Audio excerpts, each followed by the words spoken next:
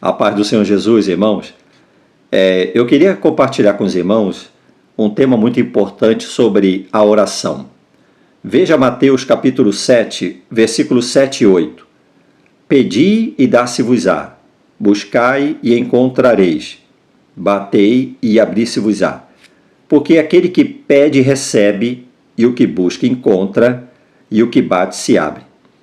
Veja, irmãos, a estrutura com que o Senhor lhe coloca diante dos discípulos 3 pontos importantes da oração. Primeiro, pedir. Segundo, buscar. Terceiro, bater. Quanto à primeira parte, que é pedir, nós precisamos considerar, meus irmãos, que é necessário estarmos absolutamente definidos, conscientes e certos daquilo que nós vamos pedir ao Senhor. Veja o que diz aqui em Tiago, capítulo 4, versículo 3. Pedis e não recebeis, porque pedis mal, para o gastardes em vossos deleites. Então a condição que a palavra de Deus diz, olha, se você não vai receber, é porque você está pedindo mal para gastar nos seus deleites. É possível que aquilo que eu estou pedindo ao Senhor está visando a satisfação dos meus deleites? Eu preciso considerar isso na minha oração. Outra passagem aqui está em São João, capítulo 15, versículo 7. Se vós estiverdes em mim, e as minhas palavras estiverem em vós, pedireis tudo o que quiserdes, e vos será feito. Veja a condição que o Senhor Jesus ele coloca diante de nós. Se vós estiverdes em mim, e as minhas palavras estiverem em vós. Então, se a palavra do Senhor estiver em mim, e eu estiver em Cristo, quer dizer, profunda harmonia e comunhão para com Cristo e para com a sua palavra. E aí eu posso fazer uma pergunta a mim mesmo. Qual é o nível de conhecimento, de intimidade, de relacionamento que eu tenho com Jesus Cristo, meu Senhor, e com a sua palavra? Como posso eu pretender servir ao Senhor, pedir algo ao Senhor, e esse objeto da minha oração, eu não sei se está em conformidade com aquilo que o Senhor tem para a minha vida. Vamos ver ainda, irmãos, em 1 João capítulo 3, versículo 22. 1 João capítulo 3, versículo 22. E qualquer coisa que lhe pedirmos, dele a receberemos, porque guardamos os seus mandamentos e fazemos o que é agradável à sua vista. E aí, irmão? E qualquer coisa que lhe pedirmos, dele a receberemos, por quê, hein? Porque guardamos os seus mandamentos e fazemos o que é agradável à sua vista. Bom, então agora, Mateus 7, versículo 7, a primeira parte que diz, pedi, já fica bem mais claro na minha mente que não basta eu pedir qualquer coisa. E pedir aquilo que está no meu coração, sem antes eu avaliar se o que eu estou pedindo tem legalidade diante de Deus, né? Se o que eu estou pedindo será aceito pelo Senhor. Veja o que ele diz, pedi. E como consequência, ele diz, e dar-se-vos-á. Essa palavra dar-se-vos-á, ela tem um sentido de entregar os cuidados. Irmãos, tudo vem de Deus. Nós somos mordomos daquilo que temos, porque o que temos nos foi outorgado pelo Senhor. Vejamos o que diz em 1 Coríntios, capítulo 10, versículo 31 e 32. Portanto, quer comais, quer bebais, ou façais qualquer outra coisa, fazei tudo para a glória de Deus. Portai-vos de modo que não deis escândalo, nem aos judeus, nem aos gregos, e nem à igreja de Deus. Tudo o que devemos fazer deve ser para a glória de Deus, não é? Essa palavra glória, irmãos, como definição dela, uma das definições para a palavra glória quer dizer que resulte em honra e louvor. Uma das definições, meus irmãos, para a palavra glória ela quer dizer aquilo que resulte em honra e louvor. Prestou atenção, irmão? Aquilo que resulta em louvor e honra. Quer comais, quer bebais, ou façais qualquer outra coisa, fazei tudo para a glória de Deus, que resulte em louvor e honra a Deus. O que você tem pedido a Deus está resultando em honra e glória ao Senhor? Porque aqui está dizendo, meus irmãos, pedi e dar-se-vos-á. Aquilo que Deus vai entregar aos nossos cuidados deve ser para a honra e para a glória do Senhor. Há muitas pessoas pedindo coisas que não vão resultar para a glória e para a honra do Senhor. Vamos dar um exemplo bem simples. Veja só, 1 Coríntios capítulo 6, versículo 20. Porque foste comprados por bom preço, glorificai, pois, a Deus no vosso corpo e no vosso espírito, os quais pertencem a Deus. Foste comprado por bom preço. Você tem noção do quanto custou a nossa redenção? O cristão precisa avaliar isso. Ter noção do quanto custou a nossa redenção. Fomos comprados, fostes comprados por bom preço. Glorificai a Deus no vosso corpo e no vosso espírito, os quais pertencem a Deus. Algumas pessoas andam dizendo que Deus só quer o coração. Isso é uma mentira do inimigo de nossas almas. Isso é uma mentira daquelas pessoas que querem viver uma vida de devassidão, uma vida sem regra, uma vida, como diz lá em Tiago 4, não é? No versículo 3, pedis e não recebeis, porque pedis maus, para gastar em vossos próprios deleites, não é? Então, irmão, preste atenção, você deve glorificar Deus no seu corpo. Preste atenção, minha irmã, você deve glorificar Deus no seu corpo. A sua vestimenta, o seu linguajar, o seu comportamento tem glorificado a Deus? As suas conversas têm glorificado a Deus? Você tem exaltado a Deus? Tem sido para a honra e louvor do Deus que você diz que serve? Aqui diz que eu fui comprado, você foi comprado por bom preço. Glorificai, pois, a Deus no vosso corpo e no vosso espírito, os quais pertencem a Deus. Deus não quer só o coração. Deus não quer só aquele momento de culto na igreja ou num determinado momento de oração no quarto ou num trabalho de evangelismo, numa visita.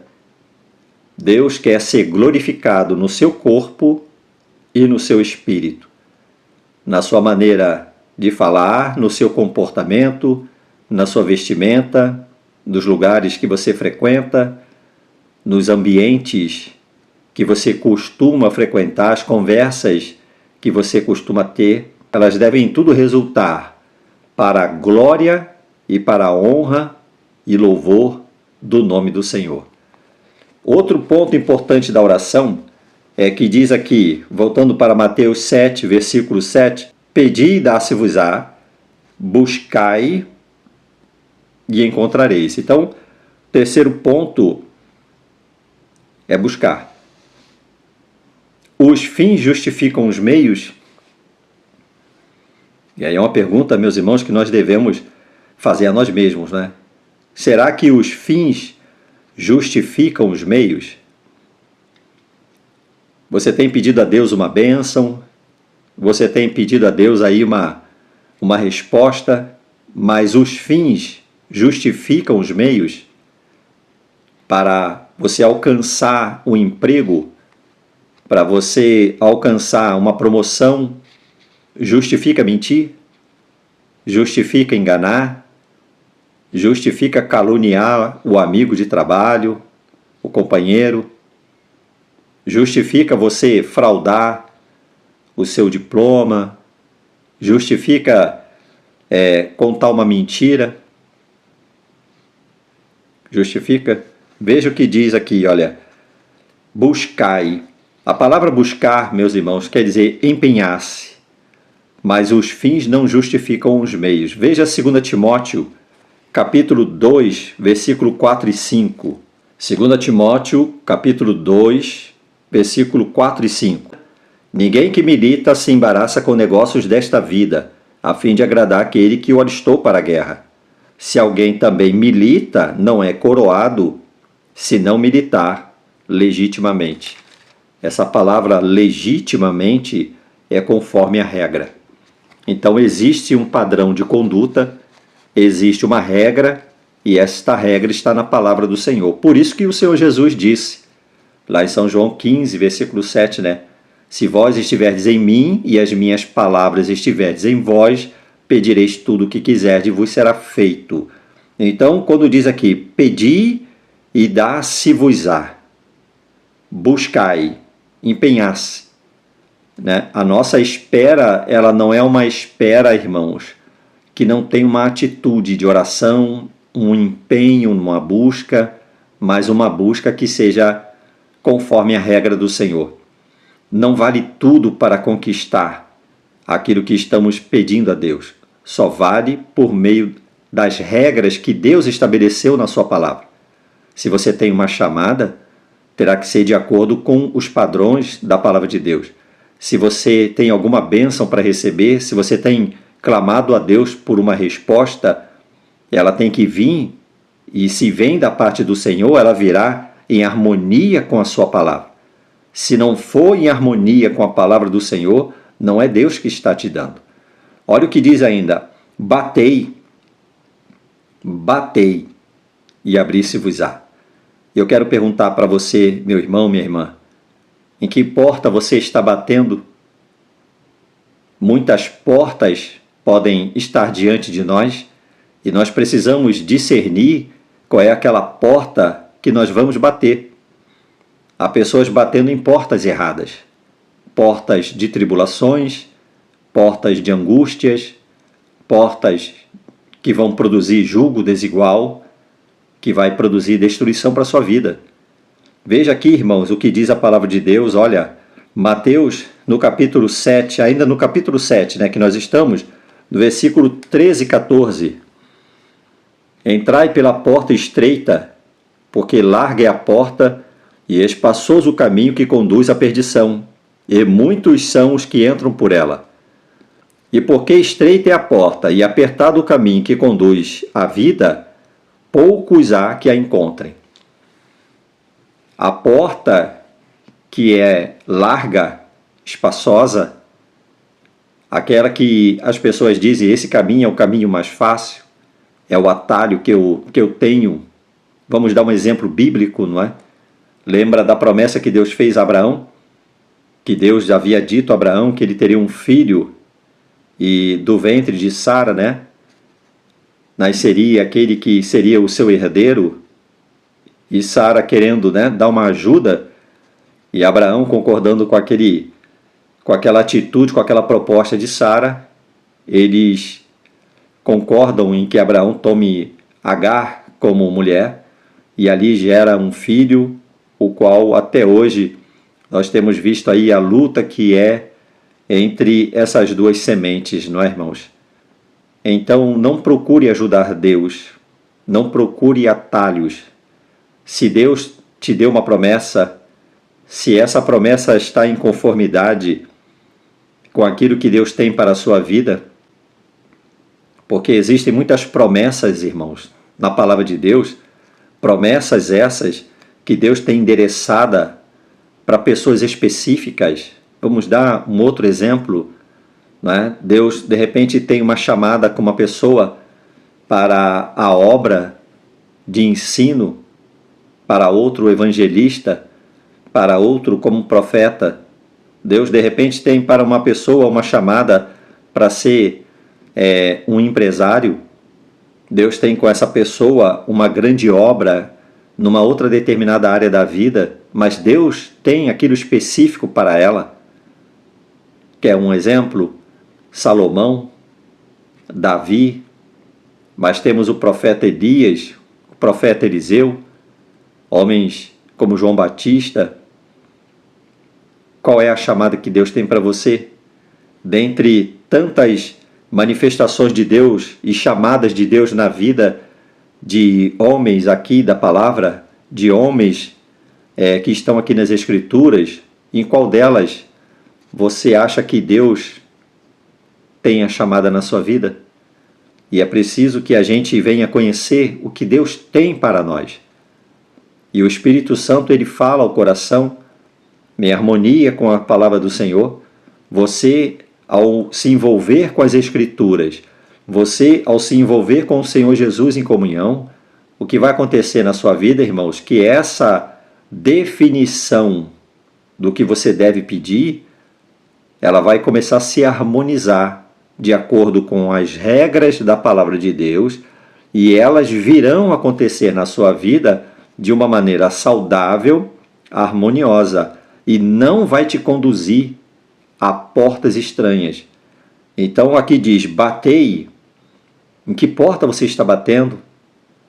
A quem você está pedindo favores? Com quem você está se envolvendo? Seja até, entre aspas aí, para realizar a obra, para conseguir uma promoção, para conquistar alguma coisa, para realizar alguma coisa que está no seu coração. Com que e com quem você está se relacionando, você está prometendo, você está buscando favor? Em que porta você está batendo? Aqui diz, batei. Existem portas de humilhações, irmãos. Quantos hoje lamentam por terem entrado em portas que ela não deveria ter entrado? Quantas pessoas estão arrependidas, estão amargando humilhação, luta, tribulação, porque lá atrás foi avisado, lá atrás foi arguido pela palavra de Deus, mas subestimou, ignorou os ensinamentos da palavra do Senhor, e agora ele sabe que o que ele está vivendo é a consequência da sua desobediência, por ter ignorado os avisos do Senhor. E aqui diz, para não entrar em porta de embaraços, em porta de humilhações. Vamos ver Apocalipse, capítulo 3, versículos 7 e 8. E ao anjo da igreja que está em Filadélfia escreve, isto diz o que é santo, o que é verdadeiro, o que tem a chave de Davi, o que abre e ninguém fecha, e fecha e ninguém abre. Eu sei as tuas obras, e eis que diante de ti pus uma porta aberta, e ninguém a pode fechar. Tendo pouca força, guardaste a minha palavra, e não negaste o meu nome. Veja mais uma vez a condição. A igreja de Filadélfia, tendo pouca força, guardou a palavra do Senhor e não negou o seu nome.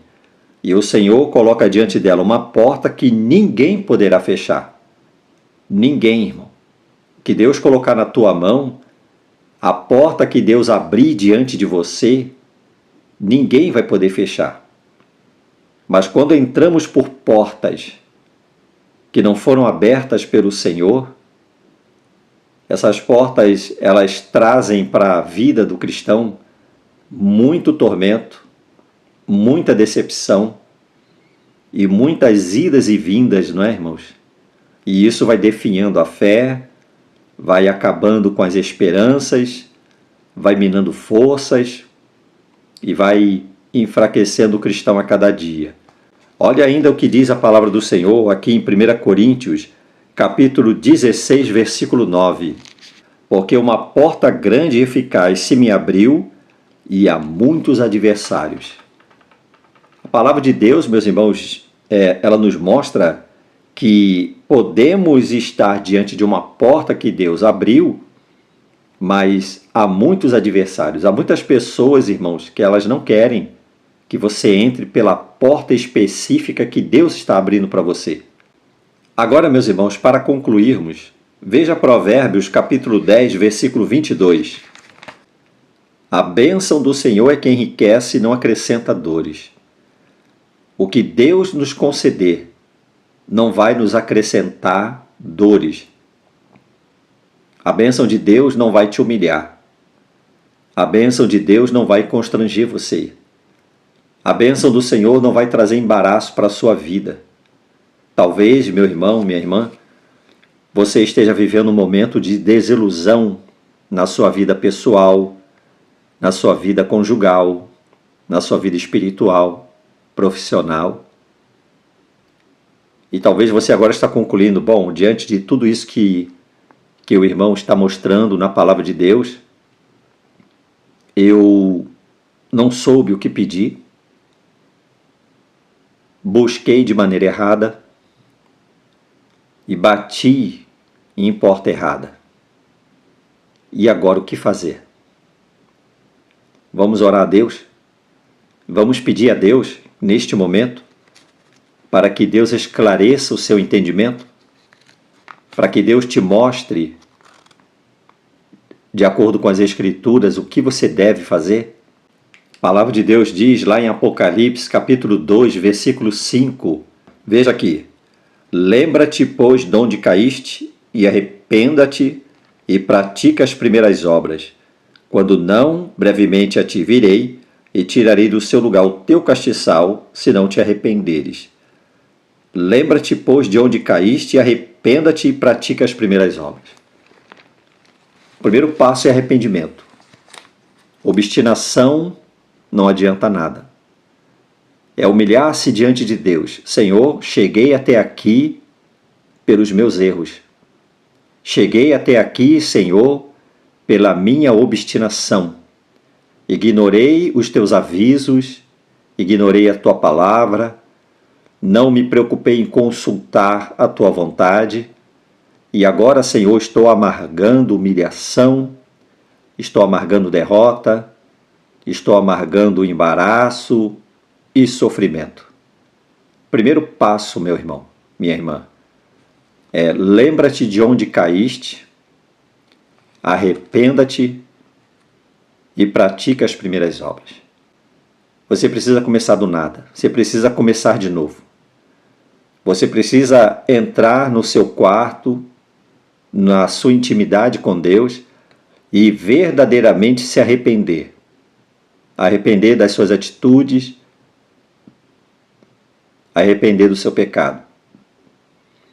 Segundo lugar, volta e pratica as primeiras obras. Mas existem situações em que você não pode mais apagar o que você fez.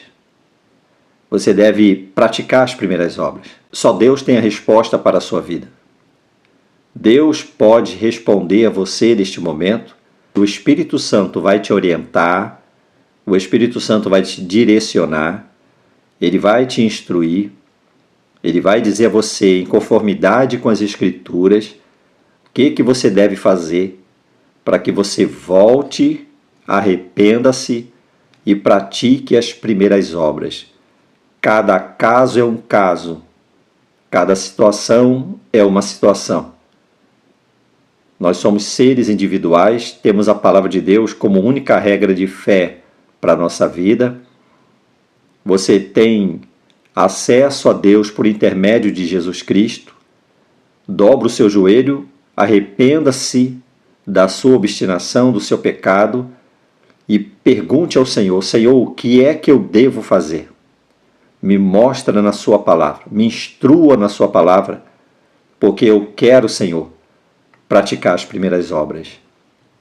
O Senhor diz: se você continuar assim, será tirado do seu lugar o seu castiçal.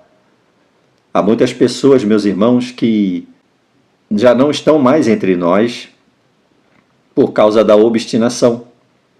Há muitas pessoas que já não fazem mais a obra de Deus ou fazem de maneira capenga, de maneira tão difícil, já não produzem mais, já não fazem com alegria, já não tem mais prazer em servir ao Senhor, já não tem mais prazer no seu dia a dia, porque deixou de buscar na própria palavra de Deus na própria presença do Senhor Jesus, a plena e completa orientação e satisfação para a sua vida.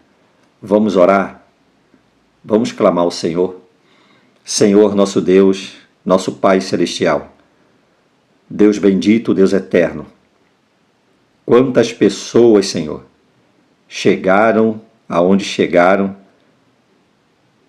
por causa da sua obstinação, por causa dos seus erros.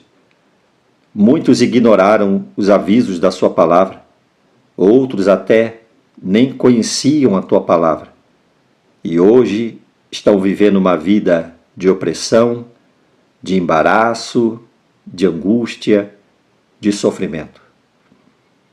Senhor, neste momento, eu peço, nós te pedimos, Senhor, que o teu Espírito visite cada coração. Que o teu Espírito, Senhor, produza no coração de cada um individualmente a direção, a orientação conforme a tua palavra, para que ela possa, Senhor, arrepender-se de seus pecados genuinamente, voltar e praticar as primeiras obras. E aí, meu Deus, ter a sua vida restaurada, ter a sua comunhão restaurada, ter, meu Deus, de novo, uma vida de produtividade na tua presença. Recebe, Senhor, a nossa oração. Aceita, Senhor, o nosso pedido. É o que nós te pedimos, no precioso nome do Senhor Jesus Cristo. Amém. Que Deus te abençoe, no precioso nome de Jesus.